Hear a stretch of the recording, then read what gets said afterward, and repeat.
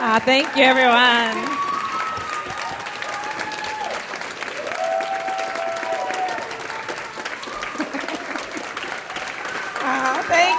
Thank you.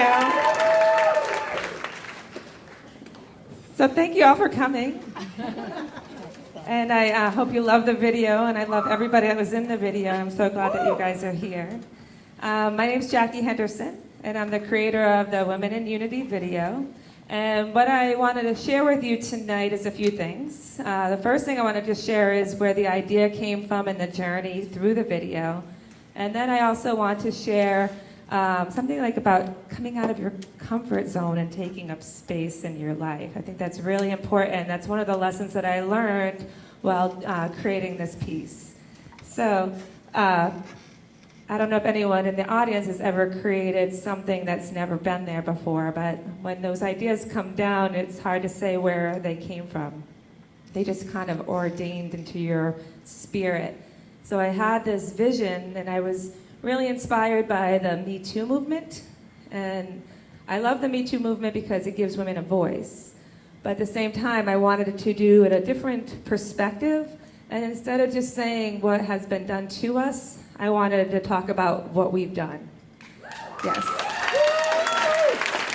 Because when you look at that video and this vision came down for me, it was like, you know, we are really powerful. We have a lot of talents, a lot of wisdom, a lot of skills, and I thought it was important for us to highlight that and be optimistic and show our power and show how far we can go. So my goal for this was really just to instill power and let women find their voice through their story and through dance. And that was really the motivation. And I don't know where this Rosie the Riveter idea came from, but I just thought that it would be like really empowering to have women like dressed in this attire and really just being strong, you know, that we can do it thing. So when the idea came to me, I'm like, okay, so I want to make a video and I want to send it to the whole entire world, because people that know me know I don't do anything little. And so my first thing to do was to contact Jim. And Jim Karpachik is an amazingly talented man, and he's been filming my dancers and myself for about 25 years. But I hadn't seen him in like 10 or 15 years. So I just cold called this man and said, hey, you want to meet for a drink? I got an idea. And he's like, okay. So we met and I told him my idea, and he was on board. He supported my vision. He always believed in my productions, my dancers, my visions. So he really supported it. So he's like, where are we going to shoot it at? And at that point, I was doing a project with the Newport Preservation Society, and we were doing rehearsals in all the different mansions. And I was like, imagine Rosie the Riveter at Rosecliff. So I'm like, I'm just gonna ask, because the worst they could say is no. So I contacted them, and they said, of course. So they let me use the mansion for free, which is pretty awesome. The next hurdle was to pick a song. So you guys that know music know like there's a lot of women's empowerment songs, but a lot of them are like either I broke up with my boyfriend or men bashing or just kind of like a little, you know, overplayed. I needed something obscure, but something positive, something optimistic. So I contacted my friend who knows music, and the first song he said was It's Sunny by TLC. Never heard this song before in my life. I played it, and it was perfect. Can't stop me now. The dark days are gone, the bright days are here. And it was a perfect song for us, and so I had the song. Next was to recruit dancers. So I just put this Facebook post out, promoted around social media, and Jim came. We had the first meeting, and Jim said, how many people are you expecting? I'm like, I have no idea. And 60 women showed up that night to be part of this project.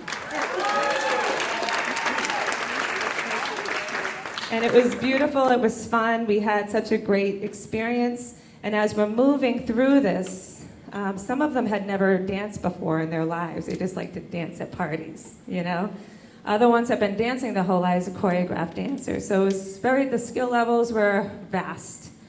But they really worked hard. They wanted to fill my vision. And so we worked together for only like 6 weeks, 8 weeks they worked on that piece. So it's pretty miraculous what they did. And they really stepped up. There were some days I was like, oh my God, are we gonna get through this? And they were like, oh my God, are we gonna get through this? So we were all kind of scared.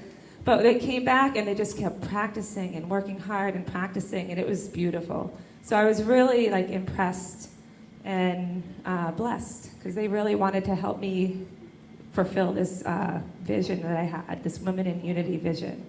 So as we're getting closer to the filming date, we had this beautiful backdrop of Rose Cliff.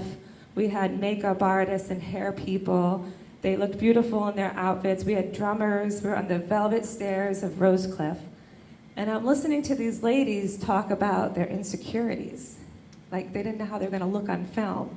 They were afraid to invite their spouses to our screening because they wanted to see themselves first before their husbands saw them, or partners. And I'm like, pretty sure they probably already saw you at your worst. But they were so insecure and they were shrinking. And I just saw them getting small at different times, and I just was really just in awe of this insecurity. And so I wanted to address it. So the first night we had we had a dress rehearsal, and that's where I heard all this. So the second filming night, the actual filming night, I just had to give them this talk. And the insecurity talk is really important because they were shrinking and they were getting small. And what was the goal of this video was to inspire the world to step out of their comfort zones and to take up space. But these women were getting small. So I gave them this inspirational talk, and they got up. We started dancing. They started having a really good time. They made it fun. And that just changed the whole vibe. You guys remember that night? Changed the whole vibe. They were dancing, smiling, just having a great time. And I think that's really important to remember, that we need to take up space. So I'm going to talk to you a little bit about insecurity and the word insecurity. And so in the definition of insecurity, the first definition is one that you'd probably think of, like a lack of confidence, right? That's kind of the common definition. The second definition is fear of danger and lack of protection, which is very interesting to me because I think of primal state of animals. So if an animal feels like it's in fear or in danger, it does a couple things. One, it might run for safety. Two, it might shrink, play dead, play possum, freeze. And the third thing it might do is it start to blend into the background, like a chameleon, right? So think about yourself when you get insecure, when you have to go to a job interview, try something new, start a new relationship, move someplace new, and you feel insecure. Do you run for the hills? Not doing that. Or do you freeze? Maybe they won't see me. Or do you blend in and just kind of get smaller? So insecurity really changes who we are, and it pulls us away from the group and isolates us. But that danger and that fear does one other thing. And this is another different thing that some people find helps them in insecurity, is to find their pack of other insecure people, right? So then you have these little group of people that will say, why would you do that? Why are they doing, and so the whole group is saying it, so it makes your insecurity feel even less. So yeah, cool, maybe I'm gonna go join them because that's too scary, right? So that insecurity just paralyzes us. It freezes us and makes us run away. And so my question is, when you're feeling that insecurity and you want to run and you want to hide from the danger, what's the danger? Like, what is the real danger in stepping out into unknown, getting out of the comfort zone? And so I thought of two things that I thought might be the danger for some people.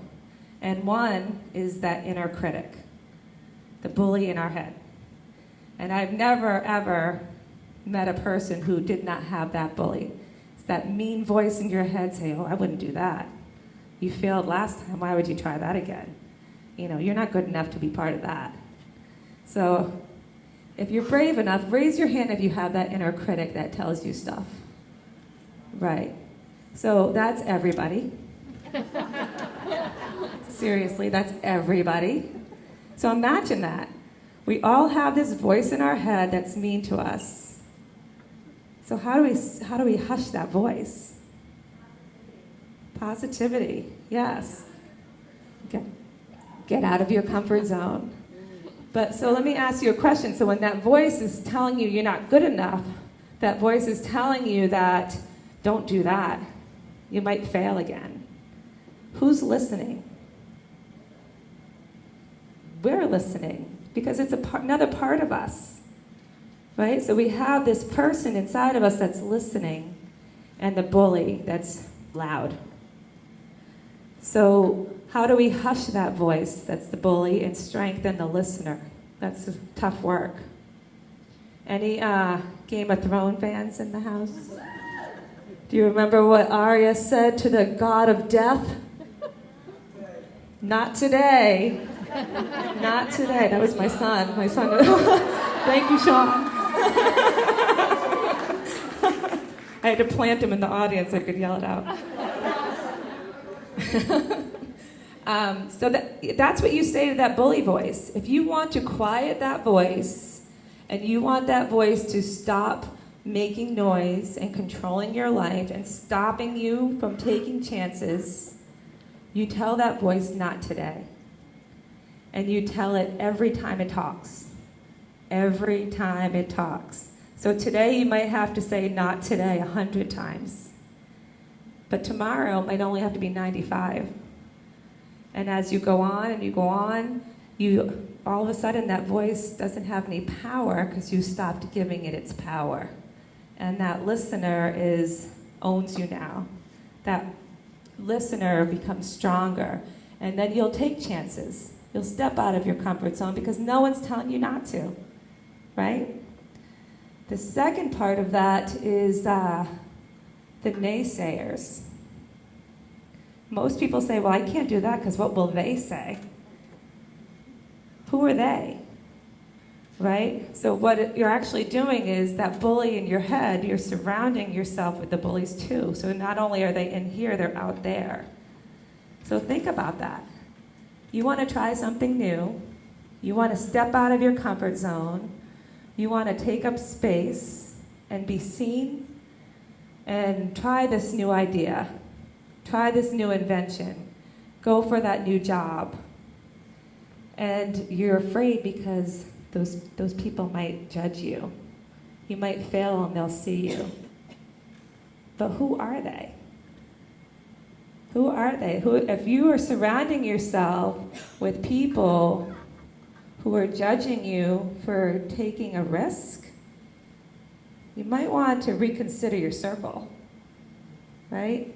Because that voice in our head was saying not today too, because we don't want to listen to the negativity in our minds anymore. We want to step out and be strong and be heard and seen. So we need to do that with our circle of people as well. Yes. Will Smith says, if you want to know who your child is, look at the 5 people he surrounds himself with. So you might think your son is this little awesome person or your daughter is this little awesome person, but they're hanging around with a bunch of jerks. And he's blending in, or she's blending in. So what does that say about your kid? You can kind of get a reality check of, who your kid feels comfortable with. It's the same thing for us as adults. It's the same thing. Who are you spending your time with? Are you spending your time with people who are striving and thriving, want a healthier, happier life? Or are you spending time with the people who are saying, oh, look at them, I can't believe they're doing that. Look, she did it again. Who's your circle? Because that is also going to feed into that insecurity and that inner critic. Right? So do you want to be part of that kind of pack? Or do you want to be in the high-powered pack that's taking over and making changes? So you have to decide who your people are.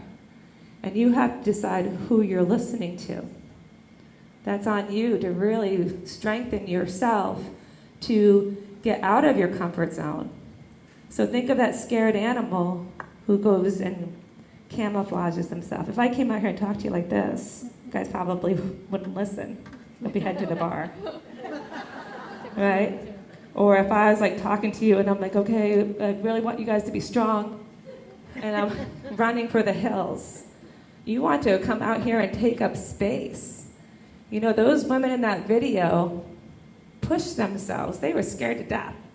They pushed themselves and they were huge. They made themselves big. They told that voice, not today. They told those people who said, oh, that's corny, don't do that. Not today. You're stepping out of your comfort zone. So imagine this, how many people in the audience were actually in the video? Yeah. So think about, for you people that were in the video, think about the relationships you created. Think how the excitement you had. Think about overcoming all that and seeing that finished product and how much fun we had at the Fifth Element, just celebrating what we accomplished. Right? It was strong. Fifth Element. Those strong feelings, right? So how many people were not in the video? But really could feel the love in the video, the inspiration in the video, the good feelings. So I want you to feel that in your body for a second, like that, wow, that was really awesome that they did that. Or that was really awesome that I did that. The pride, the visceral reaction to that. So imagine if I got this vision for Rosie the Riveter at Rosecliff, but I'm like, how can I call Jim? I haven't talked to him in 15 years. He'll think I'm a nut. Rosecliff would never let me have this place for free. Dancers might not come. They don't even know what I'm doing. They might think I'm a loon. That's a lot of work, that project. I probably don't have time for it. And imagine if I just said, I let the voice in my head have today, and I let the naysayers get the best of me, we wouldn't even be here tonight. Right? And 60 women would have missed out on that beautiful experience. So I want to just instill in you the fact that don't let anyone hush you. Don't let anyone squash your dream. That comfort zone keeps you safe. They say a ship is safe in the harbor, but that's not what ships are made for. Right? You can have this little nice boat at the dock, but if it doesn't sail, then what's the point of having it? Right? So we want to set sail. We want to take a chance. We want to take up space and make ourselves bigger and step out of our comfort zones. And imagine, you know, that I'm just one person and I affected the lives of 60 people.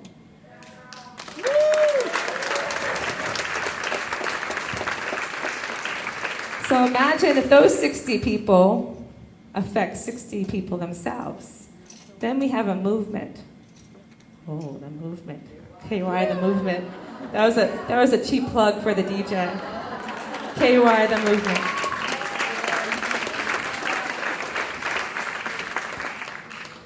But it's on you. You make the change. You be the change. You take that thing that you've always wanted to do and do it. We're not getting any younger, right? And we want to take up some space. So I had a dance teacher, and I'll never forget this. I was like 16 years old, and you know, we were all teenagers, and we just were like dancing like this. And she looked at us like we were crazy, and she just walked out and said, "You need to be big." And I'll never forget how big she got. Like her arms touched both sides of the stage. And she got so big. I was like, wow, how'd you do that? But I'll never forget that vision of her showing us how to take up space. So I'm going to invite you all to follow my lead and start taking up space in your life, affecting the people around you. Not letting the insecurity stop you from taking a risk. Because what's the worst that could happen? You fail, try something else. I failed a million times, lots of times. I don't know what it is in me that I'm not afraid to fail. I don't care. I'll try it. If it doesn't work, I'll try something else. And the people that know me know that's true because I've done a lot of stuff. But who are they that are judging us? And who's that voice in our head that's stopping us? It's time to hush both. Not today. This is a conversation, and it's a conversation to become more transparent.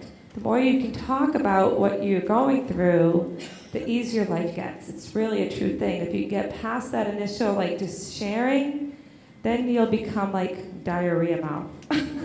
I'll share anything with my, ask Kyle, poor thing, I had to listen to my life story on Friday night. We were supposed to meet for DJing, and I'm like, and then. Share your story. Take up space. I want you to everyone in the room, just take a quiet minute, right? And I want you to feel your back in your chair. Just get cozy in your chair. Feel your legs in your seat. Take a deep belly breath. And exhale. Relax your face. Relax your neck and shoulders. And relax your belly. And in this quiet spot, I want you to think of something that you've always wanted to do. Something you wanted to try.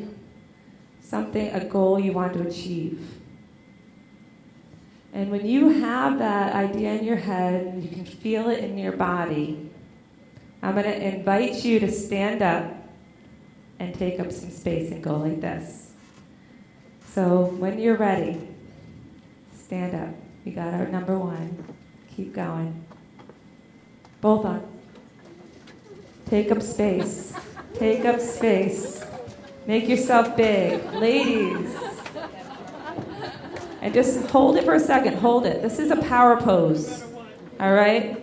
This is a power pose. This is a superhero pose. Now, I know it feels uncomfortable, but feel it in your body. Feel the Superman, Superwoman pose in your belly. And commit to yourself and promise to yourself that I am going to take up space. I'm going to get out of my comfort zone. I'm going to do that thing that I just thought of, that I've been dying to do, dying to try, and make that commitment to yourself. You going to do it? All right, so make some noise for yourselves. Thank you very much for coming, and I hope you have a wonderful evening. Thank you to my guests. Thank you to my volunteers.